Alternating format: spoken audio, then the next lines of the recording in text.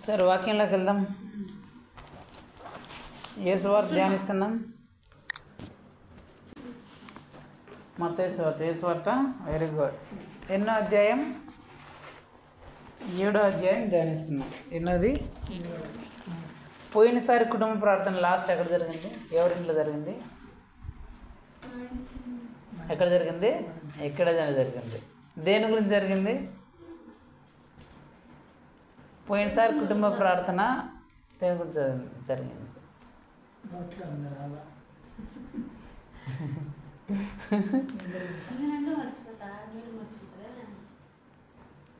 గొర్రె చర్మం కప్పుకున్న తోడేళ్ళు గురించి తెలుసుకున్నాం, అంతే కదా?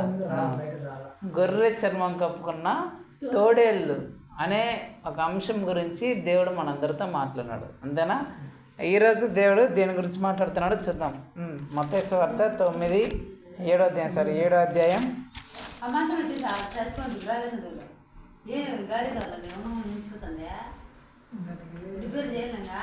పదిహేడు, 18, 19 చదమ్మా. మత్తయి సువార్త 7, 17, 18, 19. అలాగుననే ప్రతి మంచి చెట్టు మంచి ఫలమును ఫలించును, పలికి మారిన చెట్టు కాని ఫలములు ఫలించును. మంచి చెట్టు కాని ఫలములు ఫలించనెదరు, పనికి మారిన చెట్టు మంచి ఫలములు ఫలించనెదరు. మంచి ఫలములు ఫలింపని ప్రతి చెట్టు నరకబడి అగ్నిలో వేయబడును. హల్లెలూయా.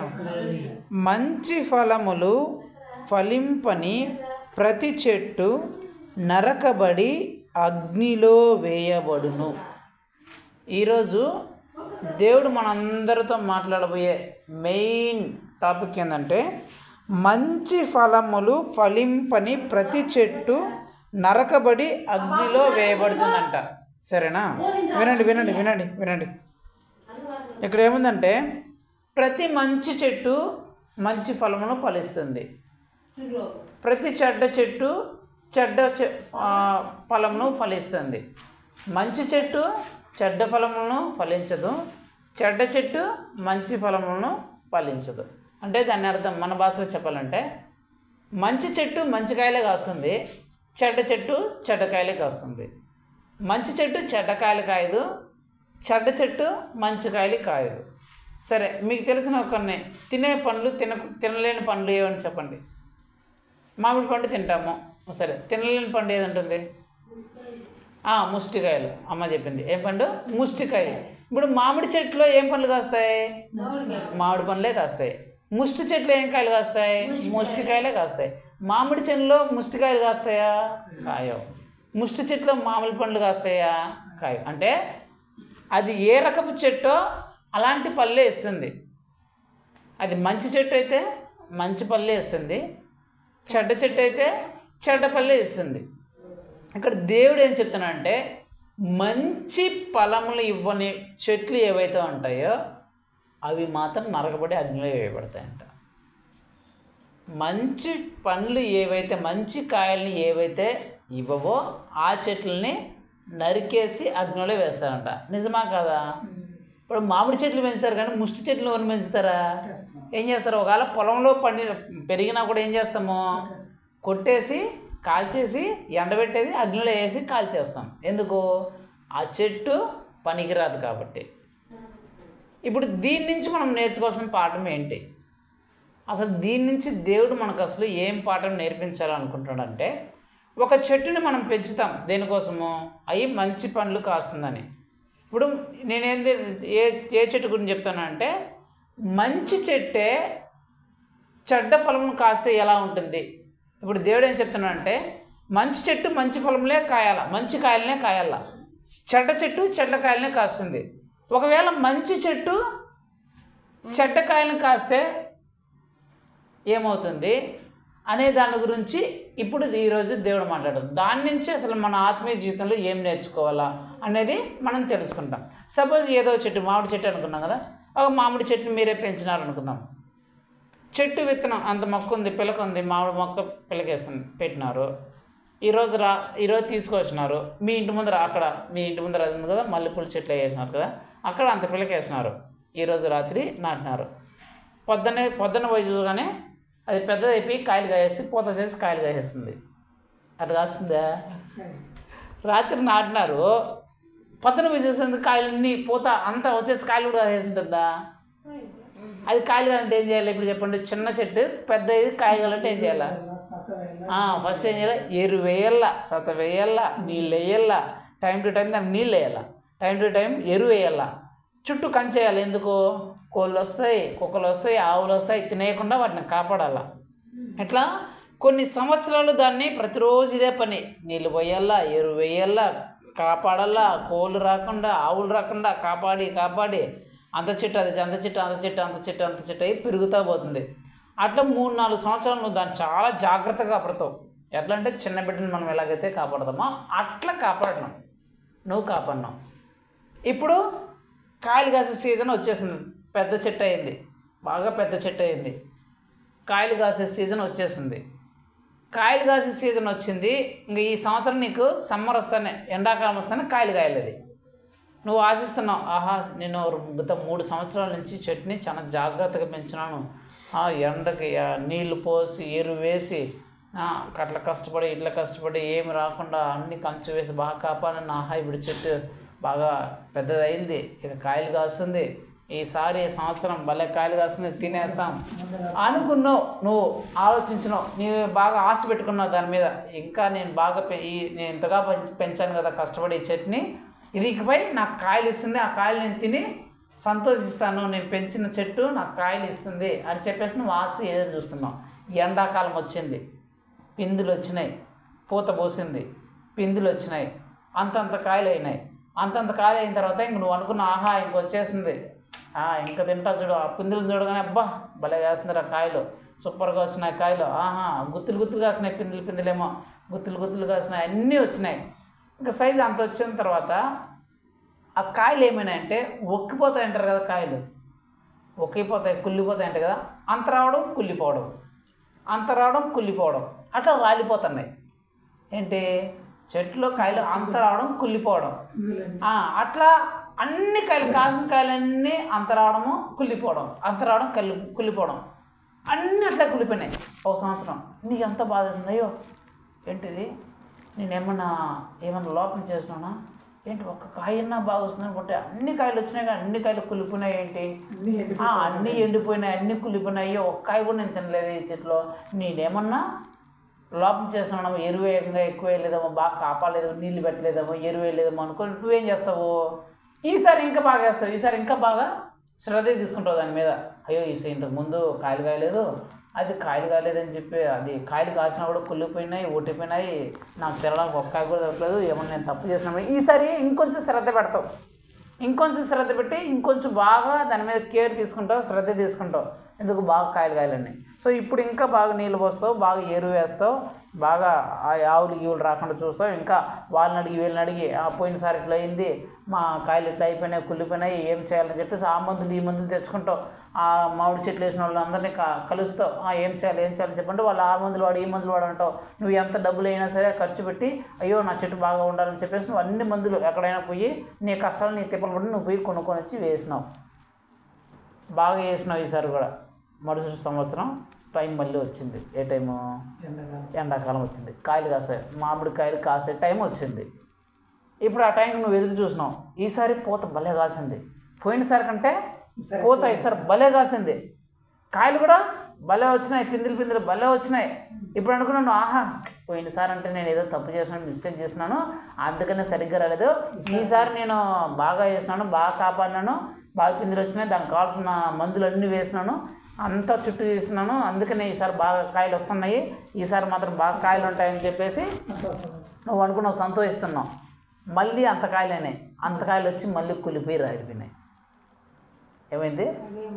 మళ్ళీ సేమ్, మళ్ళీ అంత కాయలు వచ్చి కులిపోయి రాలిపోయినాయి. మళ్ళీ నీకు చాలా బాధ వేసింది, అయ్యో ఏంటి ఇట్లా అయిపోయిన పరిస్థితి అని. ఇంకా ఏమని చెప్పి చేస్తే మళ్ళీ మరుసటి సంవత్సరం కూడా నువ్వు అలా కష్టపడి పెంచినావు, 3వ సంవత్సరం కూడా నీకు అట్లే కులిపోయిన వచ్చింది. అప్పుడు నువ్వేం చేస్తావు? బాధపడి ఏం చేస్తుంది? మనం ఎంత కష్టపడినా సరే, ఎంత బాగా చేసినా సరే, మనం ఎంత శ్రద్ధ తీసుకున్నా సరే, ఈ పనికిమాలిన చెట్టు కుళ్ళిపోయే కాయలు కాస్తుంది, దీనికి బదులు వేరే చెట్టు మేము నాటుకుని ఈ పాటికి మా కాయలు వచ్చేది కదా అని ఏం చేస్తావు నువ్వు? ఈ చెట్టుని ఏం చేస్తావు? నరికేసి కొట్టేసి ఆ కట్లు పడి ఉంటే వాటిని తీసుకొని ఎండబెట్టేసి లేదంటే కాల్చేసి బూడి చేసేస్తావు. ఆ చెట్టు ప్లేస్ని ఇంకో చెట్టుని నాటుతావు, అంతే కదా. ఎందుకు? నువ్వు ఎదురు చూసావు, దానికి చేయాల్సిందంతా నువ్వు చేసినావు, దానికి ఇవ్వాల్సినంతా నువ్వు ఇచ్చినావు. అన్నీ నువ్వు ఇచ్చిన తర్వాత ఇంకా అది కాయలు కాస్తుందనే టైంలో నువ్వు ఎదురు చూస్తుండబ్బా నాకు మంచి కాయలు ఇస్తుంది, నేను ఇన్ని రోజు కష్టపడిన కష్టానికి నాకు ఫలితం రాబోతుంది అని నువ్వు అనుకునే టైంకి అది కాయలు ఇవ్వకుండా కుళ్ళిపోయిన కాయలు ఒట్టిపోయిన కాయలు ఇస్తే 1 సంవత్సరం అంటే 2 సంవత్సరం 3వ సంవత్సరం కూడా అట్లే వస్తా అంటే నువ్వు ఈ చెట్టే నాకు ఈ చెట్టుకు బదులు ఇంకొకటి ఏదన్నా అంటే నాకు ఈ పాటికి ప్రతిఫలం వచ్చేది అని చెప్పేసి కొట్టేసి నరికేసి అగ్నిలో వేసి వేరే చెట్టుని నాటుతావు, అంతే కదా. చెట్టేమో మంచి చెట్టే, మామిడి చెట్టు దాని పండ్లు తినగలేటియే. నువ్వు దానికి అన్నిటినీ ఇచ్చావు, ఎరువు ఇచ్చావు, నీళ్ళు ఇచ్చావు, ఏ ఆవులు రాకుండా కళ్ళేసి కాపాడవు, దానికి కావాల్సిన అంతటినీ నీ దగ్గర ఉన్నా లేకపోయినా వాళ్ళని అడిగి వీళ్ళని అడిగి అన్నిటిని తెచ్చి సమకూర్చి దానికి పెట్టినావు. చెట్టేమో మంచిదే, మంచిగానే నువ్వు అన్నీ చూసుకున్నావు, మంచిగానే నువ్వు అన్నీ దానికి ఇచ్చినావు. కానీ దాని ప్రతిఫలము, దాని నుంచి వచ్చిన మనం ఆశించిన ప్రతిఫలము అది ఎలా? కాయలేమో చెడ్డ కాయలు కాసింది. అప్పుడు ఏం చేస్తాడు ఆ తోటమాలి పెంచినోడు? చెట్టుని నరికేసి అగ్ని వేసి కాల్ చేస్తాడు.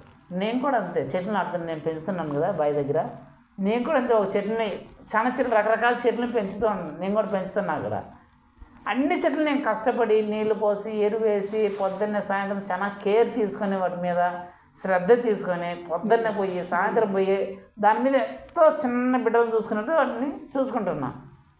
అందులో రకరకాల చెట్లు ఉన్నాయి. 1 సంవత్సరం అది ప్రతిఫలం ఇవ్వకపోతే ఏదో నేను ఏమైనా మిస్టేక్ చేసినట్టు చెప్పేసి నేను కూడా రకరకాల వాళ్ళకి మందులు అవి వీళ్ళు నీళ్ళు కడుక్కొని ఆ శాస్త్రజ్ఞని నాకు తెలిసి గూగుల్లో సెర్చ్ చేసో లేకపోతే తెలిసిన సార్ వాళ్ళని అడుగు, అగ్రికల్చర్ వాళ్ళని అడుగు, అందరిని అడిగి నేను కనుక్కొని దానికి ఇవ్వాల్సిందన్నీ ఇస్తా. ఇచ్చినా కూడా నేను ఆశించిన కాయలు అవి కాయకుండా పనికిరాని కాయలు కాస్తే ఏం చేస్తా? 1 సంవత్సరం చూస్తా, 2 సంవత్సరం చూస్తా, 3వ సంవత్సరం దాన్ని పీకేసి వేరే చెట్టు అక్కడ నాటేస్తా. అది ఎండిపోతుంది, చివరికి అగ్గిపెట్టి కాల్చేయబడుతుంది.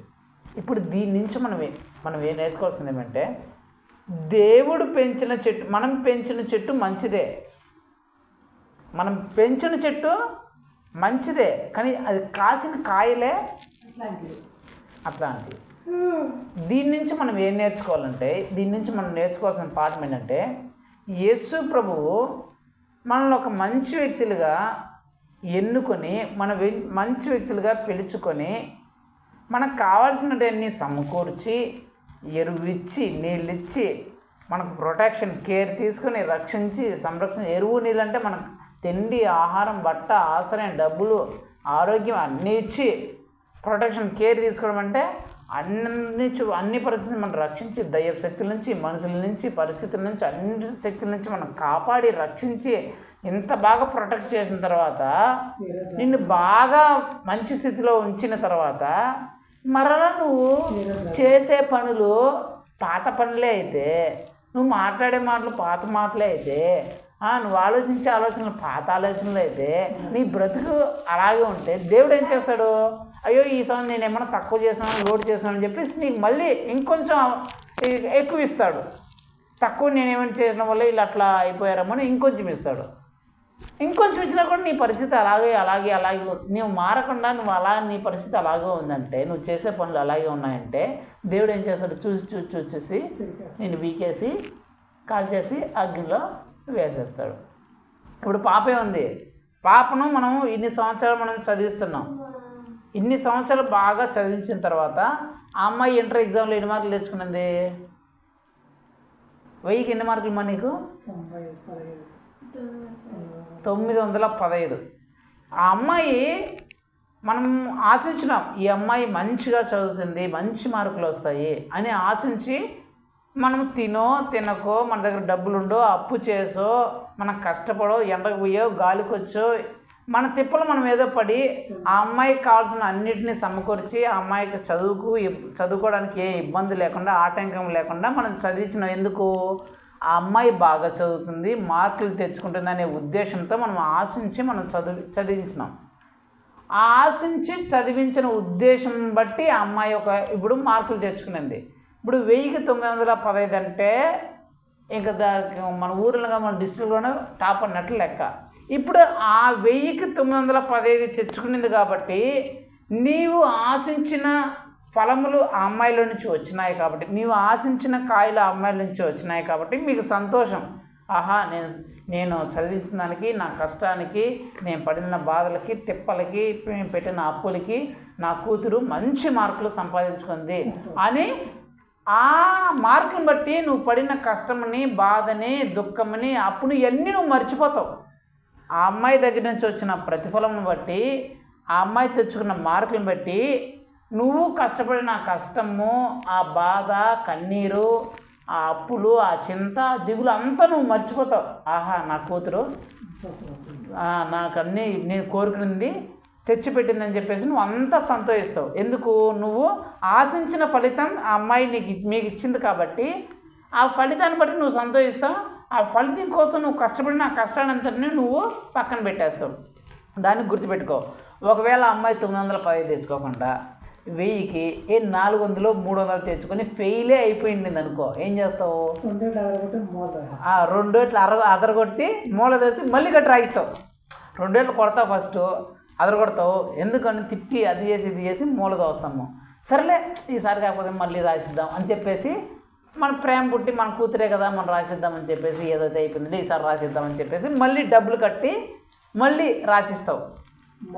మళ్ళీ రాసించినా కూడా మళ్ళీ ఫెయిల్ అయిపోయింది అనుకో, ఏం చేస్తావు? ఈసారి ఇంకా చిత్తం కొట్టి పెళ్లి చేసి పంపించేస్తావు. ఎవడోడు పోయి నీ సాగు అని. ఇప్పుడు అంటే దాని అర్థం ఏంటంటే మన ఫలములు అంటే మనం చేసే పనులు అన్నమాట. ఆశించిన చెట్టు ఏమో మంచిదే, దేవుడు దాన్ని మంచి చెట్టుగానే చూసినాడు. మనమేమో ఆ మామిడి చెట్టుని మంచిగానే చూసినాం, మనమేమో మన పాపని మంచిగానే చూసినాం.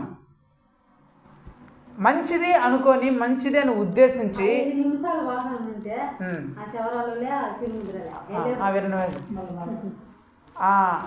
దేవుడు మన తోటమాలి కానీ ఆ మామిడి చెట్టుని కానీ ఆ అమ్మాయిని కానీ మనం ఏం ఉద్దేశించినాం? మంచిది అనే ఉద్దేశంతో మంచి ఫలములు ఇస్తుంది, మంచి కాయలు కాస్తుంది, మంచి మార్కులు సంపాదిస్తుంది అనే ఉద్దేశంతో మనం అన్నీ సమకూర్చినాం. మన దగ్గర ఉందో లేదో, కష్టపడినామో, బాధపడినామో, ఇబ్బంది పడినామో, మన నిద్రను మేలుకున్నామో, తిన్నామో తినలేదని ఆ తోటమాలి చెట్టు కోసం కష్టపడినట్లు, మీరు మీ పాప కోసం కష్టపడినట్లు మంచి ఉద్దేశం, ఈ మంచి చెట్టు, మంచి అమ్మాయి మంచి మార్కులు తీసుకుంటా అనే ఉద్దేశంతో నువ్వు కష్టపడ్డావు, నువ్వు అన్ని శ్రద్ధ తీసుకున్నావు. కానీ ఆ ప్రతిఫలం ఆశించినప్పుడు, ఆ పనితనం మనం ఆశించినప్పుడు మంచి కాయలు కాయకపోతే, మంచి మార్కులు రాకపోతే అది ఖచ్చితంగా నరకు వేయబడి అగ్నిలో వేయబడుతుంది. ఈ 2 ఎగ్జాంపుల్ నుంచి ఇప్పుడు ఆత్మీయ స్థితిలోకి మనం వద్దాం. ఈ 2 ఎగ్జాంపుల్ మీకు అర్థమయ్యడానికి చెప్పినాను. ఇప్పుడు ఆత్మీయ స్థితిలోకి వస్తే దేవుడు ఒకప్పుడు మనం దేవుణ్ణి తెలుసుకోలేదు. ఒకప్పుడు మనం ఎలాంటి నీచమైన స్థితిలో ఉన్నాం, ఎలాంటి దుర్భరమైన స్థితిలో, ఎలాంటి కష్టమైన స్థితిలో, ఎలాంటి బాధపడిన స్థితిలో ఉన్నాం. యేసు ప్రభు అలాంటి చిన్న మొక్కగా ఉన్న మన జీవితాన్ని ఆయన తోటలో నాటి దానికి ఎరువేసి నీళ్ళేసి, అంటే తిండి, బట్ట, ఆహారం, ఆశ్రయం, డబ్బులు, ఆస్తులు, మంచి పేరు, గౌరవం అన్నీ దేవుడు నీకు సమకూర్చున్నాడు. అన్ని పరిస్థితుల నుంచి రక్షించాడు, కాపాడాడు, ఆదుకున్నాడు. ప్రతి సమస్యని నీకు దూరం చేసినాడు, ప్రతి ఇబ్బందిని తొలగించినాడు. దయ్యపు శక్తుల నుంచి, మంత్రతంత్ర శక్తుల నుంచి, చేతబడి శక్తుల నుంచి, విగ్రహారాధన శక్తుల నుంచి, మనుషుల శత్రువుల నుంచి, మనుషుల నుంచి, పరిస్థితుల నుంచి, అన్నిటి నుంచి నిన్ను కాపాడుకుంటూ వచ్చినాడు. ఎందుకు? నువ్వు మంచి వ్యక్తివి, నేను ఆశించిన స్థాయిలోకి నువ్వు వస్తావు, నేను ఆశించిన పనులు నువ్వు చేస్తావు అనే ఉద్దేశంతో దేవుడు మనల్ని ఎంచుకొని వచ్చినాడు. తీరా ఆ సమయం వచ్చినప్పుడు, దేవుడు ఆశించే పనులు మనం చేసే సమయం వచ్చినప్పుడు, మనం ఆశించిన పనులు చేయకుండా మరలా లోక పనులే, అంటే వ్యభిచార పనులే, ఆ మందే, ఆ మద్యపానమే, ఆ సిగరెట్లు, ఆ బిల్లుడు, ఆ సినిమాలు, ఆ షికార్లే, ఆ ప్రేమలు, ఈ ప్రేమలే, మళ్ళీ ఆ బూతులే, ఆ గొడవలే, ఆ కొట్లాట్లు, ఈ కొట్లాట్లే ఉంటే ఆ పనులే మన జీవితంలోనికి వస్తుంటే దేవుడు చూసి చూసి చూసి ఒకరోజు నరకబడి అగ్నిలో వేసేస్తాడంట. దాని గురించి మీ బైబిల్లో నుంచి ఒక మూడు నాలుగు ఎగ్జాంపుల్ చెప్పేసి ముగించేద్దాం. దేవుడు వాళ్ళని ఉద్దేశించినాడు ఎలాగా? ఇప్పుడు మంచి చెట్టు మంచి లాగా ఉద్దేశించినాడు. తినిపోయింటే మంచి చెట్టు అనే ఉద్దేశంతో ఉద్దేశించి వాటికి కావాల్సినన్నిటిని సమకూర్చాడు. కానీ ఆ ఫలములు ఆ పనులు ఆశించే స్థాయికి వాళ్ళు వచ్చినప్పుడు వాళ్ళు ఎలాంటి పనులు చేశారు, దానివల్ల వాళ్ళకి కలిగిన ప్రతిఫలం ఏంటి అనేది ఒక 3-4 ఎగ్జాంపుల్ని పాత నిబంధనలో ఒక 3-4, కొత్త నిబంధనలో ఒక 2-3 చూసుకొని మనం ముగించేద్దాం. సో మీరు చూద్దాం. ఫస్ట్ ఎక్కడి నుంచి చూద్దాం? స్టార్టింగ్ నుంచి చూద్దాం. ఆదికాండంలో వస్తే ఆదామును అవ్వను తీసుకోండి. ఆదామును అవ్వను చేసినప్పుడు యేసు ప్రభు ఏదో తోటలో వాళ్ళని పెట్టి ప్రపంచంలో ఉన్న ప్రతి ఒక్క దాని మీద అధికారం ఇచ్చేస్తాను. నువ్వే అధికారం పరిపాలించు, నాలాగా నీకు అధికారం ఇస్తున్నా. ఏ జంతువు అయినా సరే, ఏ పక్షి అయినా సరే, ఏ చెట్టు అయినా సరే అన్నీ నీకే. మంచి తోట వేసి ప్రతి ఒక్క పండుని పెట్టేసి అన్నిటిని చేసి నువ్వు ఏ పండు అయినా తిను, ఏమైనా చెయ్యి, నీకు ఇష్టం వచ్చినట్లు బ్రతుకు, నీకు ఇబ్బందే లేదు, ఎవరు నిన్ను అడ్డుకోరని చెప్పేసి చివరిగా ఈ పండు మాత్రం తినద్దని చెప్పినాడు దేవుడు. అన్నీ పెట్టిన తర్వాత వీళ్ళు కొన్ని రోజులు అలాగే బ్రతికినారు. హాయిగా అలాగే పెట్టిన పండు తిన్నారు, ఏ ఫలం ఉంటే ఆ పళ్ళు తిన్నారు, ఏం కావాలంటే ఏ జంతువులు కావాలంటే అన్నీ తింటా అక్కడ ఆ తోటలో మంచి తోటలో జీవిస్తూ వచ్చినారు. కానీ ఆ ఫలములు ఆశించే స్థితికి వచ్చినప్పుడు సాతాను చేత మోసం చేయబడి వాళ్ళు ఏం చేశారంటే పాపం చేశారు. దేవుడు చేయొద్దనే పని చేసేసారు. దేవుడు చేయొద్దనే పని చేసిన తర్వాత అబద్ధం చెప్పడం స్టార్ట్ చేసినారు. దేవునిలో ఉండి అబద్ధం చెప్పడం స్టార్ట్ చేసినారు. ఎక్కడున్నా ఏం చేసినామంటే నాకు సిగ్గు వచ్చింది నేను దాంకుంటున్నానని చెప్పినాడు. అబద్ధం చెప్పడం స్టార్ట్ చేసినాడు. తర్వాత అబద్ధం చెప్పడం స్టార్ట్ చేసిన తర్వాత దేవుని మీదే తిరగబడ్డారు. ఎందుకు నువ్వు ఇలా చేసినావంటే నేను కాదు, నువ్వు చేసిందే, నాకేం సంబంధం, నువ్వే కదా చేసిందని చెప్పేసి దేవుడి మీదే తిరుగుబాటుతనం వాళ్ళకి వచ్చింది. ఎప్పుడైతే ఈ అబద్ధము, ఈ తిరుగుబాటు, ఈ ఆజ్ఞాతక్రమం వచ్చిందో వారి జీవితంలోకి ప్రవేశించింది అంటే వెంటనే ఆ తోటలో నుంచి వెళ్ళగొట్టబడ్డారు.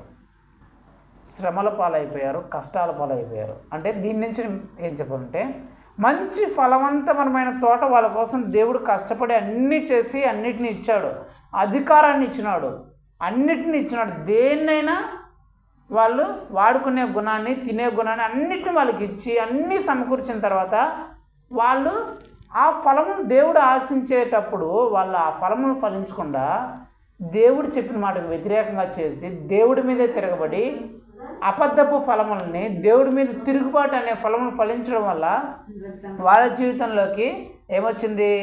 శ్రమలు వచ్చినాయి, ఇబ్బందులు వచ్చినాయి, కష్టాలు వచ్చినాయి. ఆ ఫలవంతమైన తోటల నుంచే వెళ్ళగొట్టబడ్డారు. ఒకప్పుడు ఆ ఫలవంతమైన తోటలో ఉన్న వాళ్ళు వెళ్ళగొట్టబడడానికి, శ్రమల్లో కష్టాలు పడిపోవడానికి కారణం ఏంటంటే ఒకటే, తిరుగుబాటు. ఆ ఫలం ఏంటంటే చెడ్డ ఫలములు ఫలించాయి. దేవుడేమో ఆదామును అవ్వని మంచి వ్యక్తులుగా సృజిస్తే వాళ్ళ ఆ స్థాయికి వచ్చినప్పుడు ఫలములు మాత్రం ఆజ్ఞ అతిక్రమం, యేసుప్రభు చెప్పిన మాట వినకుండా సాతాను మాటలు వినడము, అబద్ధాలు చెప్పడము, తర్వాత తిరుగుబాటుతనము, ఇవన్నీ రావడం వల్ల, అంటే ఆ ఫలములు చెడ్డ ఫలములు ఫలించడం వల్ల ఆ ఫలవంతమైన తోటలో నుంచి వెళ్ళగొట్టబడ్డారు, శ్రమల పాలైపోయారు, కష్టాల పాలైపోయినారు. ఆ తోటలో ఉన్నప్పుడు వాళ్ళకి ఏ కష్టం, ఏ శ్రమ, ఏ బాధ లేదు. అయ్యే ఫలిస్తున్నాయి, అయ్యే కాస్తున్నాయి, అయ్యే తింటారు. వాళ్ళు చేయాల్సింది బాగా కూర్చొని హాయిగా తినడమే ఆ తోటలో ఉన్నంత వరకు. ఎప్పుడైతే వాళ్ళ ఫలములు సరిగ్గా లేవో, వాళ్ళు చేసిన పనులు సరిగ్గా లేవో, ఆ ఫలవంతమైన తోటలో నుంచి వెళ్ళగొట్టబడ్డేవారు బయటికి. అప్పుడు వాళ్ళ జీవితము కష్టాలు, శ్రమలు, ఇబ్బందులు పాలైపోయింది. ఇక రెండో వ్యక్తికి వస్తే మీకు ఆల్రెడీ చెప్పినాం, నోహు గురించి, లోతు గురించి, అబ్రహాము సహోదరు లోతు గురించి చెప్పినాం. అబ్రహాంతో ఉన్నంత వరకు అన్ని మేలు చూశాడు, అన్ని అద్భుతాలను చూసినాడు, అంత గొప్ప గొప్ప కార్యాలను చూసినాడు. అన్ని అద్భుతాలు, అన్ని మేలు అన్నీ చూసిన తర్వాత సొదొమ గొమొర్రా అనే పట్టణాన్ని కోరుకున్నాడు ఫలం రూపంలో. అన్నీ పొందుకున్న తర్వాత ఫలం ఆశించే స్థితికి వచ్చిన తర్వాత దేవుడు అతనిలో, లోతులో పనులను చూసేటప్పుడు లోతు ఏం ఆశించినాడు? ఆ పాపిష్టి లోకాన్నే, ఆ త్రాగుబోతు లోకాన్ని, ఆ వ్యభిచారపు లోకాన్ని, ఆ సినిమా, ఆ శిఖాలు, ఆ చిందులేసే, ఆ ఎగిరే, ఆ కేకలు పెట్టే, ఆ గొడవలు పోయే ఆ పాపిష్టి లోకాన్ని ఎంచుకున్నాడు లోతు. ఎప్పుడైతే ఆ పనులే చూపించాడో ఏమయ్యాడు? తను వ్యభిచారి, తన భార్య అక్కడే చచ్చిపోయింది, తను తాగుబోతుగా మార్చబడ్డాడు, తన కూతుర్లు వ్యభిచారణగా చేయబడ్డారు. కారణం ఏంటి? దేవుడు ఆశించిన ఆ ఫలమును అతను ఫలించకుండా కాని ఫలములు, చెడ్డ ఫలములు ఫలించాడు. చెడు వైపు, లోకం వైపు పరిగెత్తాడు. ఎప్పుడైతే చెడు వైపు, లోకం వైపు పరిగెత్తాడో ఉన్నదంతా పోయింది. భార్య చచ్చింది, ఇతను తాగుబోతయ్యాడు, కూతుర్లు వ్యభిచారులు అయిపోయారు. తర్వాత మూడో వ్యక్తి ఎవరు? అబ్రహాం కుమారుడు ఇస్మాయిల్, పెద్ద కుమారుడు. చిన్న కుమారుడు ఇస్సాకు. ఇస్మాయిల్ ఆగర్కు పుట్టినాడు. ఇస్మాయిల్ పుట్టిన తర్వాత చాలా బాగా చూసుకున్నాడు ఎవరు? అబ్రహాం. చాలా చక్కగా చూసుకున్నాడు, అన్నీ సమకూర్చున్నాడు. అయ్యో నా కొడుకు 99 సంవత్సరాల్లో పుట్టినాడు, 90 సంవత్సరాల్లో పుట్టినాడు అని చెప్పేసి బాగా అన్నీ ఇచ్చి, అన్నీ బాగా ఏ లోటు లేకుండా బాగా చూసుకున్నాడు, రాజకుమారులాగా పెంచినాడు. కానీ ఇస్సాకు పుట్టిన తర్వాత ఈ ఇస్మాయిల్ ఏం చేసినాడు? ఆ ఇస్సాకుని వెక్కిరించే వాళ్ళగా, నిందించే వాళ్ళగా, దూషించేలాగా ఇలా చేసినాడు. ఏం చేసినాడు? వెంటనే ఆ ఇస్మాయిల్ని అరణ్యంలోకి తరిమేసి, అరణ్యంలో దిక్కుతోచిన వాళ్ళే, ఎవడులాగా, అనాథలాగా అక్కడే పోయే పరిస్థితికి వచ్చింది. కారణం ఏంటి? మంచి ఫలములు ఇచ్చినాడు దేవుడు, మంచి ఫలం ఫలించేలాగా చేసినాడు. కానీ పనులు ఏమైనాయి? ఇతరులను వెక్కిరించేది, నిందించేది, దూషించేది, తిట్టేది, కించపరిచేది, అవమానపరిచేది పనులు వచ్చినాయి. ఎప్పుడైతే ఆ పనులు వచ్చినాయో వెంటనే దేవుడు అడవిలోకి తరిమేసినాడు. తర్వాత సౌలుని కూడా తీసుకుంటే సౌలు పరిస్థితి ఏంటంటే, సౌలు చిన్నప్పుడు కనీసం 2 గాడిదలు మేపుకోవడం కూడా చేత కాదు సౌలుకి. మన భాషలో చెప్పండి, 2 ఆవులు మేపుకోవడం కూడా, 2 ఆవులు, వీడు ఎందుకు పనికిరాడు, వీడికి చదువు రాడు, ఏమి రాదు, ఎందుకు వీడి వేస్ట్, కనీసం ఆవులనే పెట్టిద్దామని చెప్పి 2 ఆవులు పెట్టిస్తే ఆ 2 ఆవులు కూడా మేపుకోవడం చేత కాక 2 ఆవులని ఎట్లా పెడితే వదిలేసినాడంట, అవి ఎక్కడికో వెళ్ళిపోయినాయంట. అట్లనే వెతుకుంటున్నాడు. ఈ 2 ఆవులు మేపుకోవడం కూడా చేతరాని వ్యక్తిని యేసు ప్రభు ఎన్నుకొని వాడిని పిలుచుకొని అన్నీ నేర్పించి ట్రైనింగ్ ఇచ్చి ఇజ్రాయేల్ దేశానికి రాజు చేసినాడు. అంటే సీఎం అనుకోండి, రాష్ట్రానికి సీఎంని లేదా ప్రధానమంత్రిని చేసినాడు. 2 గాడిదలు మేపడం కూడా చేతగాని వాడిని యేసు ప్రభు పిలుచుకొని అన్నీ ఇచ్చి ఒక రాష్ట్రానికి సీఎం చేస్తే వీడేం చేయాలా? ఫలములు ఎలా ఉండాలి? మంచి ఫలములు ఉండాలి కదా. వీడు ఎలాంటి ఫలములు ఫలించాలంటే ఆ విగ్రహారాధనల వైపు, ఆ మనుషులను సంతోషపెట్టాలని, వాళ్ళని బాగా చూసుకోవాలని చెప్పేసి వాళ్ళ వైపు చూసినాడు. ఎప్పుడైతే మనుషులు సంతోషపెట్టాలని, దేవుని మాటలు లక్ష్య పెట్టకుండా మనుషుల కోసం డబ్బులు సంపాదించుకోవడం కోసము గొర్రెల్ని ఆవులు సంపాదించుకోవడం చూసినాడు, వెంటనే ఏం చేసినాడు? రాజుగా లేకుండా ఈయన తీసి పారేసినాడు. రాజుగా లేకుండా తీసి పారేస్తే చివరికి ఏమైంది? సౌలు పరిస్థితి తెల్ల తెగ్గట్టుబడి మొండని ఎత్తుకొని పోయి గోడకి బలంతో చెక్కే పరిస్థితికి వచ్చింది. సో కొత్త నిబంధన ఒక సంసోను కూడా తీసుకోండి.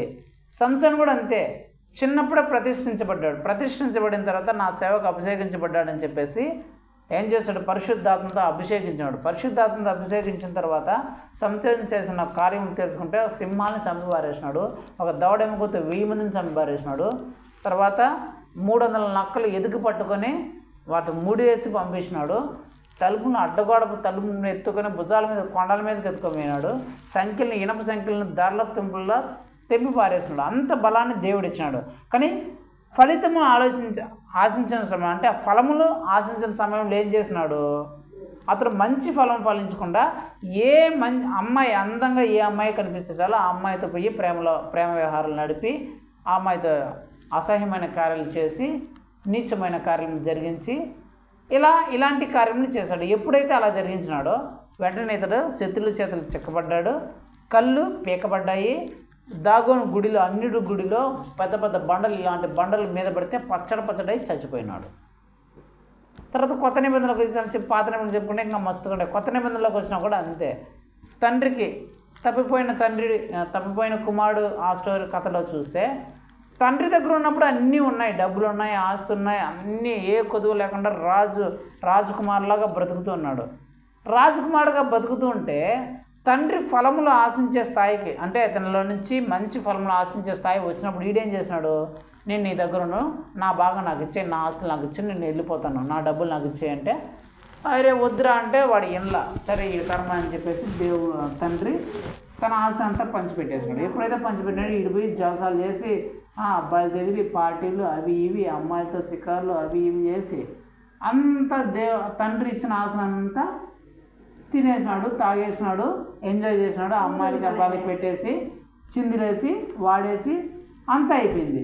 అంతా అయిపోయిన తర్వాత ఈయన చూసేవాడు ఎవరు లేరు, దిక్కు తోగిన తర్వాత కనీసం అన్నం పెట్టేవారు కూడా లేరు. డబ్బులు ఉన్నప్పుడు మాత్రం అందరూ వచ్చారు, డబ్బులు పోయిన తర్వాత ఇప్పుడు పట్టించుకోవాలి. ఇప్పుడు వీడికి అన్నం పెట్టే స్థితిలో కూడా లేకపోతే, అన్నం పెట్టే స్థితిలో లేకపోతే వీడు ఎక్కడ పోయినాడంటే పందులు తినే పొట్టు దగ్గర పోయినాడంటే. ఎక్కడికంటే పందులకు పొట్టేస్తారు కదా, తౌడు అవన్నీ కలిపేస్తారు కదా, దాన్నైనా తినే ఆకలి తీర్చుకుందని చెప్పేసి పందులు తినే పొట్టు దగ్గర పోయే దుస్థితి వచ్చిందంట ఈ కుమారుడికి. అంతెందుకు, ఇస్కరియోతు యూదా తీసుకోండి, 3.5 సంవత్సరం యేసు ప్రభుతో సేవలో ఉన్నాడు. అద్భుతాలను యేసుప్రభు చేసిన అద్భుతాలను చూసినాడు, స్వస్థతలను చూసినాడు, ఆశ్చర్యకాలను చూసినాడు, మేలును చూసినాడు. అన్నీ చూసిన తర్వాత కూడా ఇతనిలో ఫలములు ఆశించినప్పుడు ఎలా ఉన్నాడో దొంగలాగానే ఉన్నాడు, యేసుప్రభును అప్పగించిన వాళ్ళలాగానే ఉన్నాడు. కాని ఫలములే ఫలించాడు. చివరికి ఏమైంది, తనంతలో తను ఊరి పెట్టుకొని కింద పడి చచ్చిపోతే పొట్ట పగిలి పేగులన్నీ బయటకు వచ్చి చచ్చిపోయినాడంట. ఇవన్నీ నేను ఎందుకు చెప్పానంటే, ఇవన్నిటి స్టోరీ నుంచి మీరు నేర్చుకోవాల్సింది ఏంటంటే, ఆదాముకు కావచ్చు, లోతుకు కావచ్చు, ఇస్మాయిల్కి కావచ్చు, తర్వాత సంసోనుకు కావచ్చు, తర్వాత ఇంకొకరి గురించి చెప్పినాం, సంసోనుకు కావచ్చు, లోతు కావచ్చు, ఇస్మాయిల్కి కావచ్చు, ఆదాముకు కావచ్చు, సౌలుకు కావచ్చు, ఈ తప్పిపోయిన కుమారులో ఉన్న చిన్న కుమారుడికి కావచ్చు, ఇస్కరియోతు యూదా కావచ్చు, యేసుప్రభు అన్నీ ఇచ్చాడు. వాళ్ళకి కావాల్సినవి, వాళ్ళకి అవసరమైనవి అన్నీ సమకూర్చి పెట్టేశాడు ముందే. వాళ్ళు ఏ ఇబ్బంది లేకుండా, ఏ కష్టపడకుండా, ఏ బాధలు శ్రమలు పడకుండా ఉండాలని చెప్పేసి యేసుప్రభు అన్నీ సిద్ధం చేసి అన్నీ వాళ్ళకి ఇచ్చి, డబ్బు పరంగా, ఆరోగ్యపరంగా, ఆర్థిక పరంగా, మేలు పరంగా, పలుకుబడి పరంగా, గౌరవం పరంగా, ఆస్తుల పరంగా, అన్నిటి పరంగా దేవుడు ఏ కొదువ లేకుండా, ఏ లోటు లేకుండా అన్నీ వాళ్ళకి సమకూర్చినాడు. టైం టు టైం అన్నీ ఇచ్చినాడు. కానీ యేసు ప్రభు ఆ పనులు ఆశించేటప్పుడు, అరే ఇప్పుడు నేను ఇంత కష్టపడ్డాను కదా, వీళ్ళ నుంచి ఇంకా నాకు మంచి పనులు వస్తాయి, వీళ్ళ నుంచి ఇంకా నన్ను మహింపరిచే పనులు వస్తాయి, నా పేరుని గొప్ప చేసే పనులు వస్తాయి అని ఆశించినప్పుడు ఆదాము దగ్గర నుంచి ఏమొచ్చింది, అబద్ధాలు, తిరుగుబాట్లు, దేవుని మాటకు వ్యతిరేకం చేసే పనులు వచ్చినాయి, చెడ్డ పనులు. లోతు దగ్గర నుంచి ఏమొచ్చినాయి, పాపిష్టి లోకాన్ని కోరుకొని ఆ తాగుబోతుల దగ్గరికి, ఆ వ్యభిచారుల దగ్గరికి, ఆ అక్రమ సంబంధాలు ఉండే దగ్గరికి, చిందులేసే వాళ్ళకి, బూతులు గొడవలు పెట్టుకునే వాళ్ళకి, సినిమాలు శిఖాలు ఉండే డ్యాన్సులు వేసే దగ్గరికి వెళ్ళే ఫలములు ఫలించినాడు. ఈ ఇస్మాయిల్ ఏం చేసినాడు, ఇతరుల్ని కించపరిచేలాగా, ఇతరుల్ని నీచంగా, ఇతరులని చూసి నవ్వేలాగా, అపహరించేలాగా, నిందించే ఫలములు ఫలించినాడు. సౌలు ఏం చేసినాడు, దేవుడి మాటకు వ్యతిరేకంగా, దేవుడు చెప్పినట్టు కాకుండా తన కోసము తనను సంతోషపెట్టుకోవాలని, డబ్బులు సంపాదించుకోవడానికి, ఆస్తులు సంపాదించుకోవడానికి ఫలములను ఫలించినాడు. తర్వాత ఈ చిన్న కుమారుడు ఏం చేశాడు, చిన్న కుమారుడు ఆ డబ్బులంతా తీసుకొని పోయి తాగడానికి, తిరగడానికి, అమ్మాయిలతో అబ్బాయిలతో ఎంజాయ్ చేయడానికి, సినిమాలకు షికార్లకి వాడికి వేయడానికి తీసుకున్నాడు. ఈ ఇస్కరియోతు యూదా ఏం చేసినాడు, దేవుడిచ్చిన ఆ మహిమను పోగొట్టుకొని ఆ డబ్బుల్ని దొంగతనంగా తన సొంతం చేసుకొని దేవుణ్ణే, యేసుక్రీస్తుని అమ్మేసే ఫలములను ఫలించినాడు. సంసోన్ ఏం చేసినాడు, ఆ బలానంతా పక్కన పెట్టేసి ఏ అమ్మాయి కనిపించినా, ఏ అందంగా ఏ అమ్మాయి అబ్బాయి కనిపించినా సరే ఆ అమ్మాయితో ఆ అబ్బాయితో ప్రేమ వ్యవహారాలు నడిపించి తన శరీరాన్ని నీచమైన పనులకు అప్పగించుకొని ఇలా చేశాడు. వీళ్ళకి జరిగిన రిజల్ట్స్ని చూసుకుంటే దానివల్ల ఇప్పుడు ఏం చెప్పాం, మంచి ఫలములను ఫలించని ప్రతి చెట్టు నరకవేయబడి అగ్నిలో వేయబడుతుంది. వీళ్ళందరినీ దేవుడు మంచి ఫలముల చెట్టుగానే ఆశించి అన్నిటిని వాడికి ఇచ్చినాడు. కానీ ఈ చెట్లన్నీ ఎలాంటి ఫలములు ఫలించినాయి, చెడ్డకాయలు కాసినాయి. దేవుడు ఈ మంచి కాయలను కాస్తాయి అనే ఉద్దేశంతో ఈ చెట్లన్నింటినీ పెంచితే, అన్నీ ఇస్తే ఈ చెట్లు ఎలాంటి కాయలు కాసినాయి, చెడ్డకాయలను కాసినాయి.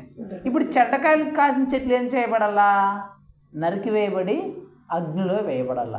అలాగే జరిగింది వీళ్ళ జీవితంలో. ఆదాము హవ్వ ఏం చేయబడ్డారు, ఫలవంతమైన ఆ తోటలోంచి నరికివేయబడి కష్టాలు, శ్రమలు అనే దానిలోకి వచ్చేస్తున్నారు. లోతు పరిస్థితి ఏమైంది, ఫలవంతపరమైన అబ్రహాం దగ్గర నరికివేయబడి సొదొమ గొమొర్రాలో తమ సొంత భార్య చచ్చిపోవడానికి, తను తాగుబోతు అయ్యే పరిస్థితికి, తన కుమార్తెలు 2 కుమార్తెలు వ్యభిచారయ్యే ఆ నరకబడే పరిస్థితికి వచ్చేసినాడు. ఇస్మాయేలు ఫలవంతమైన అబ్రహాం దగ్గరగా కుమారుడుగా రాజుగా ఉండాల్సిన ఇస్మాయేలు నరికివేయబడి అరణ్యంలో అడవి గాడిద వంటి వాళ్ళలాగా మారిపోయినాడు.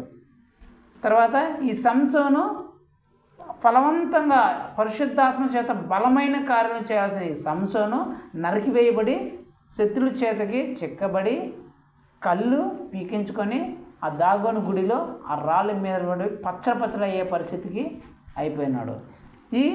నెక్స్ట్ ఈ సౌలు ఫలవంతంగా ఉండాల్సిన రాజుగా ఉండాల్సిన సౌలు నరికివేయబడి రాజరికం పోయి తల తెగ్గోయబడి మొండి అనేసి గోడకి బిగించారంట. ఈ ఇస్కరేతు యూద ఫలవంతంగా గొప్ప సేవ చేయాల్సిన ఇస్కరేతు యూద, గొప్ప సేవకుడు అయిపోవాల్సిన ప్రపంచాన్ని తలకిందులు చేయాల్సిన ఇస్కరేతు యూద ఏమయ్యాడు? నరికివేయబడి ఉరి పెట్టుకొని చచ్చిపోయి కడుపు పగిలి పేగులు బయటకు వచ్చేలాగా చచ్చిపోయినాడంట. తప్పిపోయిన చిన్న కుమారుడు ఒక రాజులాగా ఆ ఇంటిలో పెద్ద వారసులాగా ఉండాల్సిన కుమారుడు నరికివేయబడి అంటే పందులు పొట్టు కూడా తినే నీచమైన స్థితికి దిగజారిపోయినాడంట. అంటే దీని నుంచి మనం ఏం నేర్చుకోవాలంటే ఒకటే పాఠం, దేవుడు మనకు అన్నీ ఇస్తున్నాడు. ఎందుకు? మనం మంచి కాయలను కాస్తాము, మంచి పనులు మన జీవితంలో నుంచి మనకు వస్తాయి అనే ఉద్దేశంతో మనకు దేవుడు అన్నిటినీ ఇస్తున్నాడు, అన్ని అవసరాలు తీరుస్తున్నాడు, అన్ని శ్రమలను, అన్ని బాధలను, అన్ని కష్టాలను తీర్చి అన్నిటి నుంచి మనం రక్షిస్తున్నాడు, కాపాడుతున్నాడు. మనుషుల నుంచి, శత్రువుల నుంచి, అన్నిటి నుంచి మనకి రక్షిస్తూ మనకు కావాల్సిన అన్నిటినీ సమకూరుస్తున్నాడు. టైం టు టైం మనకి ఏమేమి కావాలో అన్నిటినీ ఇస్తున్నాడు. అయితే అన్నీ ఇచ్చినా కూడా నువ్వు ఇంకా ఆ విగ్రహాధన జోలికి, ఆ పూజలే, ఆ పునస్కారాలే, మళ్ళీ ఆ తాగుబోతు క్రియలే, మళ్ళీ ఆ విచార క్రియలే, మళ్ళీ ఆ బూతులే, ఆ నిందలే, ఆ గొడవలే, ఆ కొట్లాట్లే, ఆ నీచమైన బ్రతికే, ఆ సినిమాలే, ఆ శికారులే, ఆ ప్రేమ వ్యవహారాలే, అవే మన జీవితంలో ఉంటే ఒకరోజు మనం కూడా నరక వేయబడి అగ్నిలో వేయబడతాం అనేది దేవుడి పాఠం. ఇక్కడ నేను మీకు అన్నీ ఇస్తున్నాను, మీకు టైం టు టైం నేను అన్నీ సమకూరుస్తున్నాను. మీకు, మీ కుటుంబానికి, మీ పిల్లలకి మీకు ఏ టైంలో ఏది అవసరమో అది ఏదో రకంలో ఏదో ఒక రకంగా నేను మీకు అన్నీ సమకూరుస్తున్నాను, అన్నిటి నుంచి మీరు రక్షిస్తున్నాను, అన్నింటినీ కాపాడుతున్నాను, మిమ్మల్ని అభివృద్ధి పరుస్తున్నాను, అందరికంటే మంచి స్థితిలోనే, మంచి స్థాయిలో మిమ్మల్ని నిలబెడుతున్నాను. ఎప్పుడెప్పుడు రోజు రోజుకి మిమ్మల్ని అభివృద్ధి పరిస్థితి స్థితిలోనే ఆ చెట్టు ఎలాగైతే రోజు రోజుకు అభివృద్ధి పరుస్తుందో అలాగ నేను మిమ్మల్ని కూడా రోజు రోజు క్రమక్రమంగా మిమ్మల్ని అభివృద్ధి పరుస్తూ వెళ్తూ ఉన్నాను. కానీ ఒక టైం వస్తుంది, ఆ టైం వచ్చినప్పుడు, ఆ కాయలు కాసే టైం వచ్చినప్పుడు, ఆ 3 సంవత్సరాల టైం వచ్చినప్పుడు, ఆ కాయలు కాసే టైం వచ్చినప్పుడు మీ దగ్గర నుంచి నేను కొన్ని ఆశిస్తాను. అలాంటి పాపిష్టి క్రియలు ఉండకూడదని, అలాంటి విగ్రహారాధన కార్యక్రమాలు మీలో ఉండకూడదని చెప్పేసి, అలాంటి మద్యపానం కానీ, అలా వ్యభిచార క్రియలు కానీ, ఈ ప్రేమ వ్యవహారాలు కానీ, గొడవలు కానీ, కొట్టాలు కానీ, త్రాగుబోతనం కానీ, ఈ బూతులు కానీ, సినిమాలు, షికార్లు, ఈ అల్లర్ల చిల్లల ఆటలు పాటలు కానీ మీ దగ్గర నుంచి ఉండకూడదని చెప్పేసి ఒక సమయంలో నేను ఆశిస్తాను. అలాంటి పరిస్థితుల్లో మీకు వచ్చినప్పుడు మీరు అలా ప్రవర్తించకూడదని చెప్పేసి నేను ఆశిస్తాను. అలాంటి పరిస్థితి వచ్చినప్పుడు మీరు అలా ప్రవర్తించకుండా అలాగే ప్రవర్తించాలనుకోండి. అంటే ఎలాగంటే విగ్రహారాధన చేసే సమయం వచ్చినప్పుడు నేను ఆశించేదంటే మీరు విగ్రహారాధన చేయకూడదని. కానీ మీరు ఆ సమయంలో మళ్ళీ విగ్రహారాధన చేస్తే, మందు తాగే పరిస్థితి వచ్చినప్పుడు మందు తాగకుండా ఉండాలని నేను ఆశిస్తే, కానీ మీరు మందు తాగితే, వ్యభిచారం చేయకూడదనే ఉద్దేశం నేను కలిగి ఉన్నప్పుడు ఆ సమయం వచ్చినప్పుడు మీరు వ్యభిచారం చేస్తే, ఇలా ప్రేమ వ్యవహారాలు కానీ, లేకపోతే అల్లరి చిల్లరు కానీ, బూతులు కానీ, గొడవలు కానీ, కొట్లాలు కానీ, ఇలాంటి పరిస్థితులు వచ్చినప్పుడు అవి చేయకూడదనే నా ఉద్దేశం. కానీ అలాంటి పరిస్థితి వచ్చినప్పుడు మీరు చేయకూడని వాటిని మళ్ళీ చేస్తున్నారే అంటే నేను ఆశించిన ఫలములని మీరు ఫలించలేదని, నేను కోరుకున్న ఆ కాయల్ని మీరు కాయలేదని, నేను ఇంత కష్టపడి, ఇంత శ్రద్ధ పెట్టి, ఇంత ఆశీర్వాదం ఇచ్చి, ఇంత గొప్పగా, ఇంత క్రమక్రమంగా మేము అభివృద్ధి పరిచిన ఆ నా కష్టాన్ని, నా ప్రయాసాన్ని మీరు వ్యర్థం చేస్తున్నారనే ఉద్దేశంతో నేనేం చేస్తాను, మిమ్మల్ని నరికేసి అగ్నిలో వేసి ఆ ప్లేస్లో ఇంకోరు నాటేస్తాను. అది దేవుడు చెప్పేది. నరికేస్తాడు, అగ్నిలో వేస్తాడు, ఆ ప్లేస్ని ఖాళీగా ఉంచాడు. ఎవరు నాటేస్తాడు? ఇంకో చెట్టు నాటేస్తాడు అంతే. కాబట్టి దేవుడు ఏం చెప్తున్నాడంటే మీకు నేను అన్నీ సమకూర్చేవాడిగా ఉన్నాను, మీరు మంచి చెట్లని మంచి కాయలు కాస్తారని చెప్పేసి నేను మీకు అన్నీ సమకూరుస్తున్నాను. కాబట్టి మీరు ఆ కాయలు కాసే టైం వచ్చినప్పుడు, అంటే ఆ పరిస్థితి వచ్చినప్పుడు, అలాంటి సిచ్యువేషన్లు వచ్చినప్పుడు మీరు ఎలాంటి కాయలు కాయాలా? దేవుడు ఏదైతే మన దగ్గర నుంచి ఆశించాడో, యేసు ప్రభు ఏదైతే మన దగ్గర నుంచి కోరుకున్నాడో అలాంటి కాయలే మనం కాయాలా, అంటే అలాంటి పనులే మనం చేయాలా, అలాంటి మాటలే అలాంటి ఆలోచనలే మనం ఉండాలా. అలా కాకుండా కాని ఫలములు కానీ చెడ్డ ఫలములు కానీ చెడ్డ కాయలు కానీ మనం కాసామంటే నరక వేయబడి అగ్నిలో వేయబడి కాల్చివేయబడతామంట. మన ప్లేస్లో వేరే వాళ్ళకి ఇస్తాడంట, వేరే వాళ్ళు అభివృద్ధి చెందుతారంట. కాబట్టి మనం ఏం చేయాలా? ప్రభువా, నన్ను మంచి ఉద్దేశంతో ఎన్నుకున్నావయ్యా, నేను మంచి ఫలములను ఫలిస్తానని, మంచి కాయలు కాస్తానని, నీకు మహిమ తెచ్చే, నీ పేరును గొప్ప చేసే లాగా నా దగ్గర నుంచి నువ్వు ఆశించి నాకు అన్నీ సమకూర్చావయ్యా. అలాంటి పరిస్థితి వచ్చినప్పుడు నేను నిన్ను మహింపరిచే, నీకు గొప్ప పేరుని, నీకు మంచి పేరుని తెచ్చే వాటిగానే నేను ఉండాలి తప్ప చెడ్డ ఫలములు ఫలించకుండా చెడు పనులు చేయకుండా నన్ను జాగ్రత్తగా కాపాడండి, నేను అలాగ ఉంటానయ్యా అనే మంచి తీర్మానం మనం దేవుని సన్నిధిలో తీసుకోవాలి. సరేనా? అలాంటి తీర్మానం మనం తీసుకుందాం. ప్రభువా, నువ్వు మేము మంచి చెట్లమనే ఉద్దేశంతో నువ్వు మమ్మల్ని పెంచుతున్నావు, కాబట్టి ఆ కాయలు కాసేటప్పుడు మేము మంచి కాయలే కాయాలా, మంచి పనులే మాలో ఉండాలా, చెడు పనులు అనేటివి మా జీవితంలో లేకుండా మమ్మల్ని మేము జాగ్రత్తగా కాపాడుకుంటామయ్యా అనే తీర్మానం మనం చేసుకుందాం. కళ్ళు మూసుకొని ప్రార్థన చేసుకుందాం.